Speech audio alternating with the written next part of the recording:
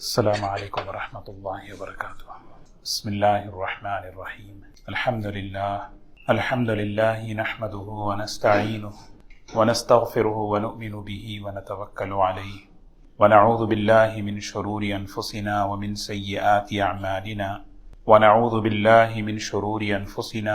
سیئات اعمالنا من يهده الله فلا مضل له ومن يضلله فلا هادي له ونشهد أن لا إله إلا الله وحده لا شريك له ونشهد أن سيدنا وحبيبنا ونبينا مولانا محمدا عبده ورسوله صلى الله تبارك وتعالى عليه وسلم أما بعد فأعوذ بالله من الشيطان الرجيم بسم الله الرحمن الرحيم إنما المؤمنون إخوة فأصلحوا بين أخويكم واتقوا الله لعلكم ترحمون وقال النبي صلى الله عليه وسلم الدين النصيحة أو كما قال عليه الصلاة والسلام۔ قابل احترام بزرگ و دوستو، اللہ تبارک و تعالی نے ہم سب کو اس دنیا میں بسایا ہے۔ ہم اللہ تعالیٰ کی بے شمار نعمتوں کو ہم استعمال کرتے ہیں۔ ہماری جو سب سے بڑی ذمہ داری ہے کہ ہم زندگی ایسے گزاریں جو اللہ تعالیٰ کو پسند ہے، اور اسی کا نام ہے اسلام۔ وَرَضِيتُ لَكُمُ الْإِسْلَامَ دِينًا۔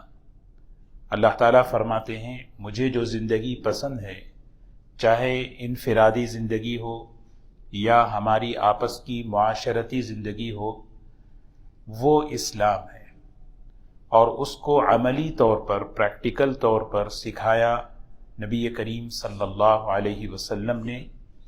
آپ نے اپنے عمل سے ہمیں دنیا میں رہنے کا طریقہ سکھایا کہ تم اس حال میں زندگی گزارو کہ اللہ کو تم پسند آ جاؤ۔ تو کیسے ہم رہیں جو ہماری زندگی اللہ کو پسند آ جائے، یہ ہمیں سیکھنا ہے۔ دنیا جب تک رہے گی، جب تک ہم دنیا میں رہیں گے، اللہ تعالیٰ کی رحمتوں میں رہیں گے، اور جب دنیا سے جائیں گے تو ہمیشہ کی کامیابیاں لے کر جائیں گے۔ تو اللہ کے رسول صلی اللہ علیہ وسلم نے جو زندگی سکھائی، خاص طور پر مدینہ منورہ میں، اس کی بنیاد اخوت اور بھائی چارگی پر تھی۔ فرمایا انما المؤمنون اخوۃ، یہ اللہ کا کلام ہے۔ سارے کے سارے ایمان والے، چاہے کہیں کا بھی ہو، کسی بھی علاقے کا، کسی بھی زبان کا، کسی بھی رنگ و روپ کا انسان ہو، اگر اس نے کلمہ پڑھ لیا ہے تو وہ کلمے کی نسبت پر ایمان کے رشتے میں وہ بندھ گیا۔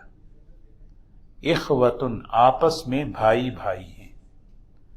اللہ تبارک و تعالیٰ یہی دیکھنا چاہتے ہیں کہ میرے بندے آپس میں اخوت کے ساتھ، محبت کے ساتھ بھائی بن کر رہتے ہیں یا نہیں۔ اور اس کی بنیادیں کیا ہیں؟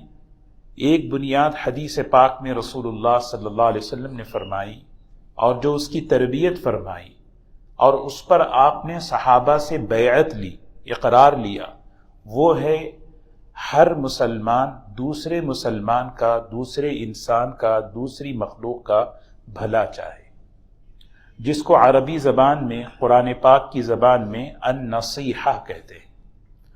نصیحت اردو میں ایک معنی میں آتا ہے کہ کسی کے ساتھ اچھا کرنا، لیکن عربی میں یہ بہت ہی جامع جملہ ہے۔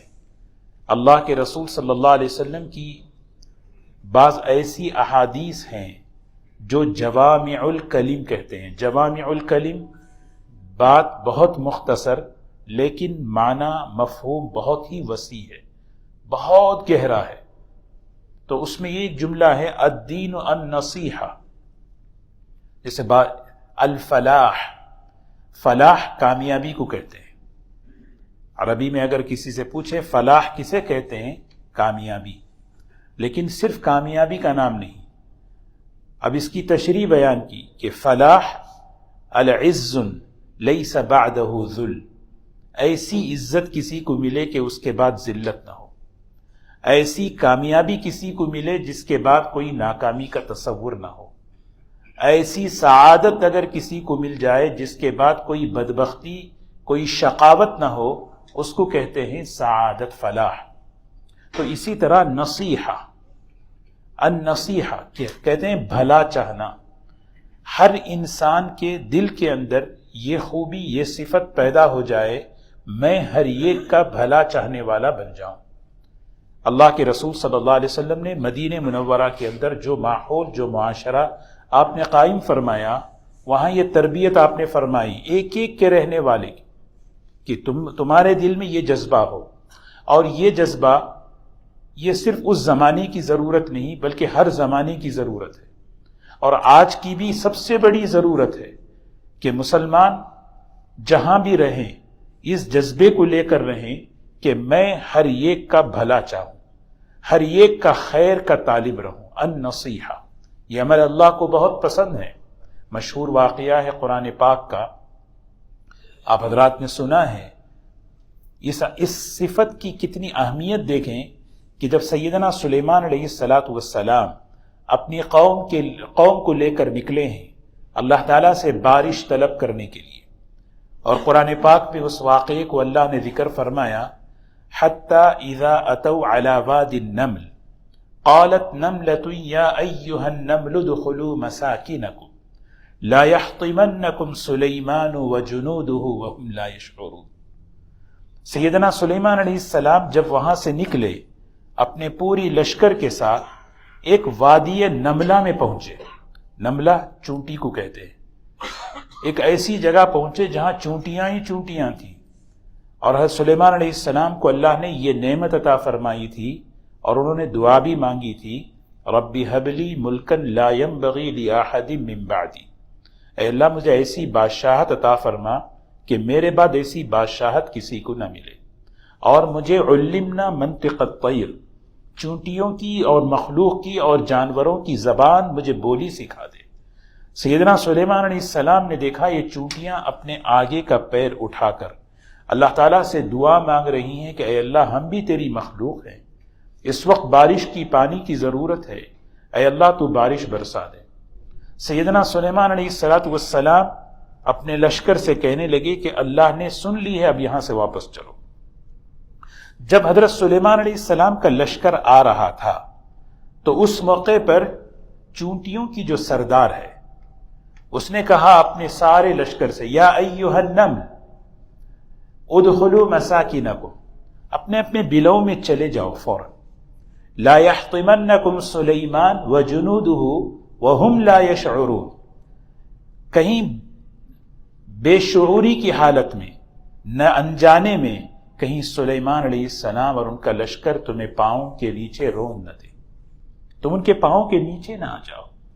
تو ایک چونٹی اپنی قوم کی بھلائی چاہی، ان کا بھلا چاہا، ان کی خیرخواہی چاہی۔ اللہ تعالیٰ کو یہ اتنا عمل پسند آیا، قرآن پاک کے اندر ایک سورت کا نام سورۃ النمل رکھ دیا، اور اس سورت کے اندر اس واقعے کو بیان کیا کہ حضرت سلیمان علیہ السلام کے زمانے میں یہ واقعہ پیش آیا۔ اگر کوئی، اسی لیے ہمیں سوچنا ہے، یہ قرآن پاک کے اندر، حدیثوں کے اندر یہ جو واقعات ہمیں بیان کیے، بارہا ہم سنتے ہیں کہ ایک خاتون، ایک عورت، اس نے ایک کتے کو، پیاسے کتے کو پانی پلا دیا، مشہور قصہ ہے، اور اس پر اس زمانے کے نبی پر وحی بھیجی کہ اس کی مغفرت کر دی گئی۔ ہمیں یہ سوچنا ہے کہ ایک انسان جب کسی جانور پر، مخلوق پر رحم کرتا ہے، اس کا بھلا چاہتا ہے، اس کی خیرخواہی چاہتا ہے، اللہ اس کے ساتھ اتنا اکرام فرماتے ہیں۔ میں اگر اپنے بھائی کے ساتھ، میں اگر کسی انسان اور مسلمان کے ساتھ اگر اس کے ساتھ بھلائی کروں، خیرخواہی کروں، اللہ مجھے کیا نوازیں گے؟ اللہ تعالیٰ میرے ساتھ کیا معاملہ نہیں فرمائے۔ ایک جانور پر اکرام کرنے پر اللہ اس کے ساتھ مغفرت کا معاملہ کر رہے ہیں، تو اگر ایک مسلمان دوسرے مسلمان کی خیرخواہی چاہے، بھلائی چاہے، تو اس پر اللہ کیا دینے والے ہیں؟ یہ عمل اللہ کو بہت پسند۔ ایک انجانا انسان دوڑتا ہوا حضرت موسیٰ علیہ السلام کے پاس آیا اور آ کر کہہ رہا، یا موسیٰ ان الملأ یأتمرون بک لیقتلوک، میں وہاں پہ تھا فرعون کے دربار میں، اور وہ لوگ آپس میں مشورہ کر رہے ہیں کہ تمہیں قتل کرنے کا، فخرج انی لک من الناصحین، آپ بس اس شہر سے نکل جائیے، میں آپ کی بھلائی چاہ رہا ہوں. یہ کہتے ہیں ناصحین، یہ ہے النصیحہ. جہاں جہاں یہ عمل پایا گیا قرآن پاک میں اللہ نے اس کا تذکرہ فرمایا، کیونکہ معاشرے کی، اخوت کی، محبت کی ایک بڑی بنیاد یہ ہے کہ انسان اپنے دل میں ہر وقت ہر ایک کا بھلائی کا جذبہ لے کر رہے. یہ تربیت کی تھی رسول اللہ صلی اللہ علیہ وسلم نے ہر ایک انسان کہ ایمان جہاں، اسی لیے فرمایا الدین النصیحہ. اگر اس کو عربی گرامر میں اگر دیکھیں تو اس کا ترجمہ دو طریقے سے بنتا ہے. ایک طریقہ یہ ہے دین جہاں ہوتا ہے وہاں خیر خواہی ہوتی ہے، اور اس کا ترجمہ اس طرح بھی ہوتا ہے خیر خواہی جہاں ہوتی ہے وہاں دین ہوتا ہے. دونوں طریقے سے عربی گرامر کے اعتبار سے الدین النصیحہ، جہاں بھی بھلائی ہو، جہاں بھی خیر خواہی ہو وہاں دین اسلام ہے. جہاں بھی اسلام ہوگا، جس کے دل میں بھی ایمان ہوگا، اس کے اندر بھلائی ہوگی، خیر خواہی ہوگی. اور اس بنیاد پر رسول اللہ صلی اللہ علیہ وسلم نے مدینہ منورہ کا معاشرہ بنایا تھا کہ ہر انسان یہ سوچے، بھلا سوچے. اور النصیحہ میں یہ بھی ہے کہ صرف دنیاوی نہیں، دنیا کا بھی بھلا، دین کا بھی بھلا، آخرت کا بھی بھلا، کہ اس کا دنیا کا بھی اعتبار سے اس کو نفع پہنچے، دین کے اعتبار سے بھی اس کو نفع پہنچے، دنیا کے اعتبار سے بھی یہ نقصان سے بچ جائے، دین کے اعتبار سے بھی یہ نقصان سے بچ جائے، آخرت کے اعتبار سے بھی یہ نقصان سے بچ جائے. اس کو کہتے ہیں النصیحہ. اتنا وسیع معنی ہے. حضور اکرم صلی اللہ علیہ وسلم یہ ہماری سوچ، یہ ہمارے مزاج بنا رہے ہیں کہ آپ دیکھیں، آپ سنتے ہوں گے امام اعظم ابو حنیفہ رحمۃ اللہ علیہ کا ایک واقعہ ہے. حضرت کو پتا چلا کہ کوئی آدمی حضرت کی جو ہے غیبت کرتا ہے، کرٹیسائز کرتا ہے پیچھے. غیبت حرام ہے، غیبت حرام ہے. اور اس کی سب سے بڑی وجہ ہے کہ جب آدمی کسی کی غیبت کرتا ہے وہ خیر خواہی نہیں کرتا، وہ خیر خواہی نہیں کرتا. حالانکہ وہ غیبت کرنے کے لیے اس کے پاس بہت سے ایکسکیوزز ہیں. وہ کہتا ہے نہیں، میں تو جو بات ہے وہی کہہ رہا ہوں. یہ سب سے بڑا ایکسکیوز ہے، جو ہے وہی کہہ رہا ہوں. اسی پر اسلام کہتا ہے یہی غیبت ہے، جو ہے وہ کہنے ہی غیبت ہے. اور دوسرا اس پر مزید یہ ہے میں تو ان کی اصلاح کے لیے کہہ رہا ہوں. اگر واقعی کوئی انسان کسی کی اصلاح چاہتا ہے تو اصلاح کے طریقے سے ہوگی. اصلاح تو فساد کے طریقے سے نہیں ہوتی. اور کسی کی برائی اس کے پیٹھ پیچھے کہنا یہ صلاح اور اصلاح نہیں ہے، یہ فساد ہے. یہ چیز اپنے گھریلو زندگی میں، آپس کی زندگی میں آپ غور کریں. اسی لیے اسلام نے غیبت کو حرام کر دیا کہ غیبت چاہے اصلاح کی نیت سے ہو، چاہے حقیقی بات ہو، جائز نہیں ہے. کیونکہ اس میں آپ نے اس کا بھلا نہیں چاہا. اگر واقعی آپ بھلا چاہتے آپ اس کو تنہائی میں لے جاتے، اور تنہائی میں لے جا کر اس سے اس طرح بات کرتے کہ اس کی عزت نفس مجروح نہ ہوتی، اس کو جو ہے یہ محسوس نہ ہوتا کہ یہ مجھے ذلیل کر رہے ہیں، یہ مجھے نیچے گرا رہے ہیں. ایک طلب کے ساتھ، تڑپ کے ساتھ اس کی کمی کو اشارہ کر دیتے. اسی لیے عیب کا چھپانا، عیوب کا چھپانا، کمیوں کا چھپانا اسلام کی معاشرتی زندگی میں واجب قرار دیا گیا.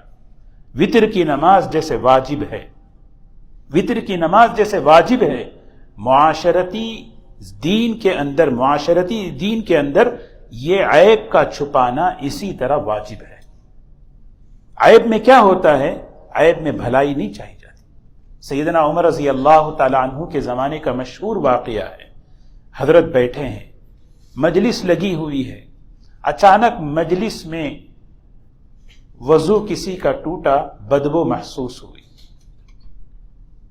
حضرت عمر رضی اللہ تعالی عنہ نے اسی موقع پہ فرمایا جس کا وضو ٹوٹا ہے وہ وضو کر لے. ظاہر سی بات ہے پوری مجلس میں ایک آدمی وہ اٹھے جس کا وضو ٹوٹا ہے، کتنی بڑی شرمندگی پورے لوگوں کے سامنے. تو ایک صحابی ہیں، انہوں نے کہا امیر المومنین اگر آپ اجازت دیں تو ایک بات کہوں. فرمایا جی کہو. کہا کہ ہم سب وضو کر لیں. یہ ہے اسلامی معاشرہ، یہ ہے اسلامی اخوت اور محبت کا نمونہ. ہم سب وضو کر لیں. وضو پر وضو کرنا ثواب مل گیا، اور جس کا وضو ٹوٹا اس کا عیب چھپ گیا. یہ معاشرہ قائم کیا تھا رسول اللہ صلی اللہ علیہ وسلم. اسی کو کہتے ہیں اخوت اور محبت جب ایمان کی بنیاد پر ہو. بہت سی نسبتیں ہیں، اسی لیے وہ ساری نسبتوں سے اعلیٰ نسبت کلمہ توحید لا الہ الا اللہ. اس نسبت پر جب محبت، اخوت، بھائی چارہ قائم ہوتا ہے، پھر وہ آدمی سوچتا ہے نہیں، میں میرے بھائی کے عیب کو کس طرح چھپاؤں، کس طرح میں اس کے عیب پر پردہ ڈالوں، کس طرح میں اس کے عیب پر پردہ ڈالوں. یہ چیز یہ دین کا حصہ ہے. جتنا ایمان بڑھے گا، ورنہ شیطان تو جتنی رحمت کی حدیثیں ہیں، اللہ بہت غفور الرحیم ہے. اللہ تعالیٰ جیسے غفور الرحیم ہے میرے لیے، اسی طرح اللہ دوسروں کے لیے بھی غفور الرحیم ہے. لیکن میں نہیں سمجھتا، میں سمجھتا ہوں صرف میرے لیے اللہ غفور الرحیم ہے. جہاں تک دوسرے کا معاملہ ہے، نہیں، اس کی تو اصلاح ہونی ہے. اگر اصلاح نہیں ہوگی تو پکڑا جائے گا. اللہ تعالیٰ بڑے رحمان رحیم ہے، صرف میرے لیے، صرف میرے لیے اللہ رحمان ہے. اگر میرے لیے جس طرح اللہ رحمان ہے تو دوسرے کے لیے بھی اللہ رحمان و رحیم ہے. جب بندہ یہ سوچتا ہے اللہ کی رحمت وسیع ہے سب کے لیے، تو پھر آدمی کہتا ہے اس سامنے کا کوئی عیب، کوئی کمی نظر آتی ہے، اللہ کی مہربانی اس کے ساتھ بھی ہے. لیکن شیطان، اسی لیے جو ہے دوستو، حضور صلی اللہ علیہ وسلم نے جو معاشرہ اخوت کا قائم فرمایا، اس کی ایک بڑی وجہ یہ تھی کہ معاشرے کے اندر ہمارے درمیان شیطانی سازشیں وہ اندر نہ آئیں. اور شیطان کی سب سے بڑی سازشوں میں ایک سازش کیا ہے؟ بدگمانی ہے. اپنے بارے میں اچھا گمان، دوسرے کے بارے میں بدگمان. اللہ کی ساری رحمت میرے ساتھ ہے، دوسرے کے معاملے میں اصلاح ہونی ضروری ہے. پتہ نہیں کیا ہوگا اس کے ساتھ. حضور اکرم صلی اللہ علیہ وسلم نے ایسا معاشرہ قائم نہیں. کسی کا عیب دیکھیں، حضرت عمر رضی اللہ تعالی عنہ تفقد فرما رہے ہیں. تفقد، لوگوں کے حال احوال کا جائزہ لے رہے ہیں کہ کیا ہے کون بیمار ہے، کون ضرورت مند ہے، کون حاجت مند ہے، کس کی. رات کا وقت ہے، کسی گھر کے اندر کوئی نامناسب آواز آ رہی تھی. حضرت عمر رضی اللہ تعالی عنہ دیوار پھلانگ کر اندر کودے اور جا کر دیکھا تو وہ جو صاحب تھے بالکل غیر نامناسب حالت میں تھے. حضرت عمر نے انا للہ و انا الیہ راجعون کی. یہ کیا ہے؟ تو وہ صاحب کہنے لگے میں تو ایک گناہ کر رہا ہوں، آپ تو 3 گناہ کر کے آئے ہیں. دروازے سے آنے کا حکم ہے، آپ دیوار سے چھلانگ لگائے. اجازت لے کر آنا چاہیے کسی غیر کے گھر میں، آپ بغیر اجازت آ گئے، یہ کیسے؟ حضرت عمر رضی اللہ تعالی عنہ استغفار پڑھتے ہوئے واپس آ گئے واپس، اور کسی سے اس کا تذکرہ نہیں فرمایا، خاموش رہے. ایک عرصے کے بعد وہ جو صاحب تھے جن کو نامناسب حالت میں دیکھا تھا، عیب میں دیکھا تھا، وہ مسجد میں آئے ہیں اور آ کر حضرت عمر رضی اللہ تعالی عنہ کے کان میں انہوں نے ایک جملہ کہا، جس دن آپ گھر میں آئے تھے جو نامناسب حالت میری دیکھی تھی، اس عیب سے، اس گناہ سے میں نے توبہ کر لیا اور آج کے بعد میں وہ گناہ نہیں کر رہا ہوں. حضرت عمر رضی اللہ تعالیٰ عنہ نے فرمایا جو چیز میں نے دیکھی تھی اس رات، میں نے اس کو کسی سے تذکرہ بھی نہیں کیا. امتحان ہے انسان کا، جب کسی کا عیب سامنے آتا ہے ایک امتحان ہوتا ہے. تو اللہ کے رسول صلی اللہ علیہ وسلم نے جو ہمیں زندگی سکھائی ہے، وہ زندگی کس کی کیسی ہے کہ ہر ایک کا بھلا چاہو. میں عرض یہ کر رہا تھا کہ غیبت میں اصلاح نہیں ہوتی، غیبت میں فساد ہوتا ہے، غیبت میں خیر خواہی نہیں ہوتی. اگر اس میں، حالانکہ غیبت سچی بات کو کہتے ہیں، غیبت میں جو ہے نا آدمی اصلاح بھی کر سکتا ہے، لیکن نہیں. اللہ کے رسول صلی اللہ علیہ وسلم نے فرمایا. تو امام ابو حنیفہ رحمۃ اللہ علیہ کو پتا چلا ایک شخص ہے جو میرے بارے میں جو ہے نا برا بھلا کہتے ہیں لوگوں سے پیٹھ پیچھے. حضرت نے سوچا بھائی اس کا بہت بڑا نقصان ہو رہا ہے، اس کو اس نقصان سے کیسے بچائیں. یہ بھی سوچ ہے نا، اس کو اس نقصان سے کیسے بچائیں. یہی النصیحہ، یہ ہے النصح اس بنیاد پر کئی خوبیاں وجود میں آتی ہیں، اور اس بنیاد پر، اس صفت پر کئی برائیوں سے، بیماریوں سے انسان محفوظ ہو جاتا ہے۔ جس دل میں خیر خواہی، بھلا چاہنا ہونا، وہ تنہائی میں دوسروں کے لیے دعا کرے گا۔ حضرت ابو درداء رضی اللہ تعالیٰ عنہ فرماتے ہیں، میرے پاس میرے دوستوں کی لسٹ ہے، فہرست ہے، میں ان کا نام لے لے کر دعا کرتا ہوں۔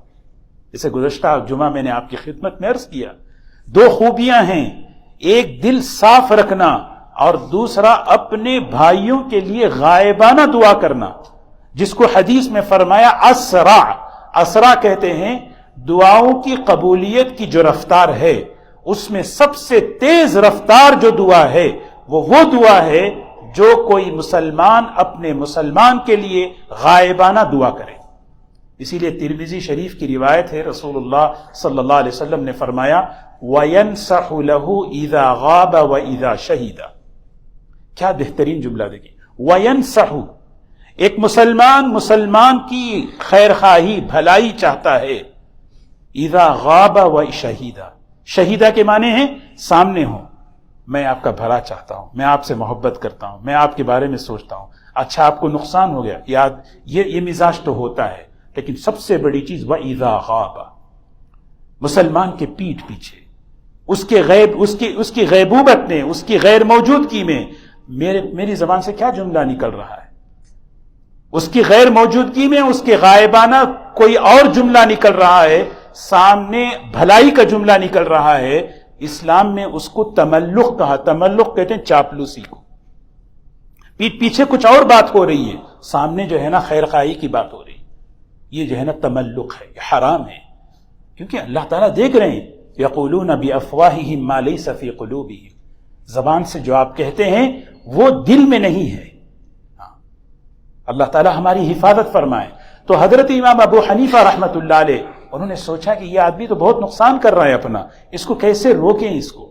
انہوں نے کیا کیا، کچھ ہدیہ لیا، اس کے گھر پہنچے، بالکل رات کے آخر وقت میں دروازے پر دستک دی، کہا کہ بھائی یہ میری طرف سے ہدیہ قبول کریں۔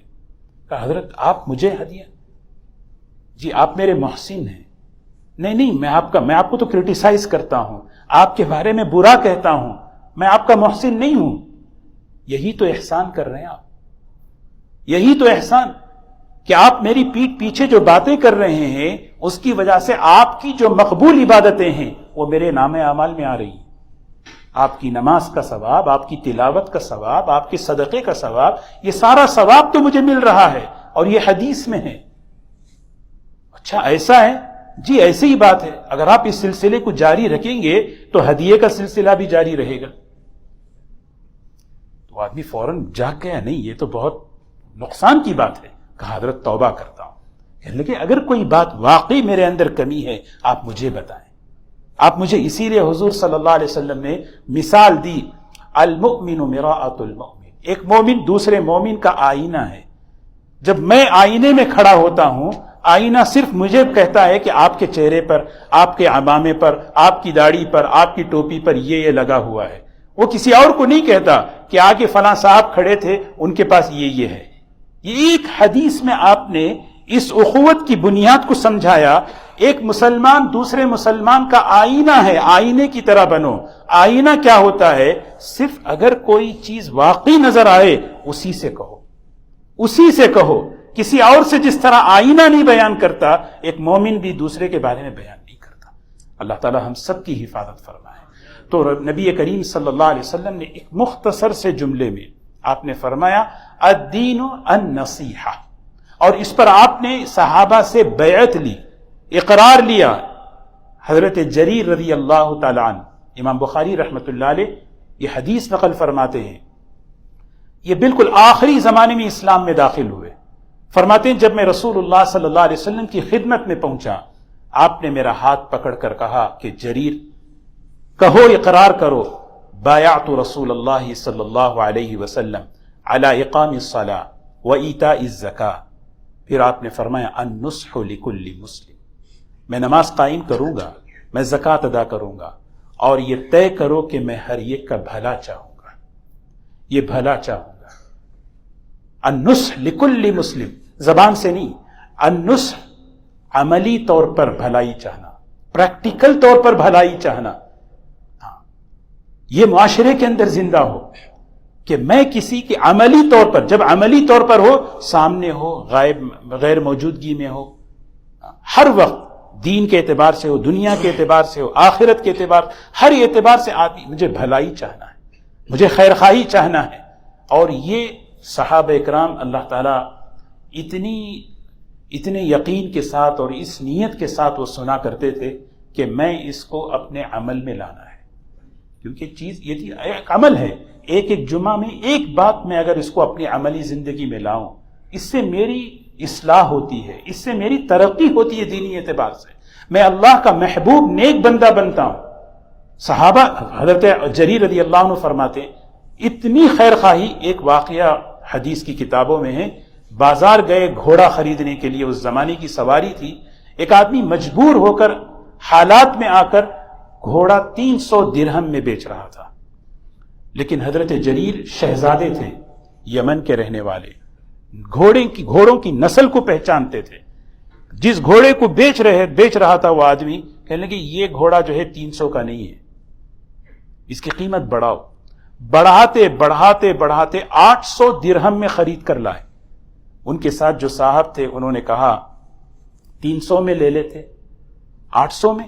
کہا کہ نہیں، اگر میں 300 میں لیتا تو پھر میرا بھلا ہوتا، اور 800 میں نے جو لیا یہ انصاف ہے، میں نے اس کی بھلائی چاہی، یہ انصاف. اور میں نے رسول اللہ صلی اللہ علیہ وسلم کو جس وقت میں نے اسلام قبول کیا اس وقت میں نے اقرار کیا میں ہر ایک کا بھلا. یہ آپس میں اپنے گھر کے اندر میں ایک دوسرے، ماں باپ بچے ماں باپ کے ساتھ، ماں باپ بچوں کے ساتھ، میاں بیوی آپس میں رشتہ دار، آپس میں دوست و احباب، ادارے کے اندر، دوستوں کے اندر، ماحول کے اندر یہ جذبہ بنے. کیونکہ اس کی جو ضد ہے نا، اس کی جو دوسری مخالف جو سمت ہے وہ حسد ہے، کہ دھوکہ دینا، برا چاہنا. یہ چیز، اس سے کیسے بچے آدمی؟ یہ صفت. اس کے لیے جو ہے نا آدمی ایک دوسرے کی تعریف کرے، ایک دوسرے کے لیے غائبانہ دعا کرے، کوئی چیز آ جائے فوراً اس سے اپنے دل کو صاف کرے. اللہ تبارک و تعالی ہمیں عمل کی توفیق نصیب فرمائے. وآخر دعوانا الحمدللہ.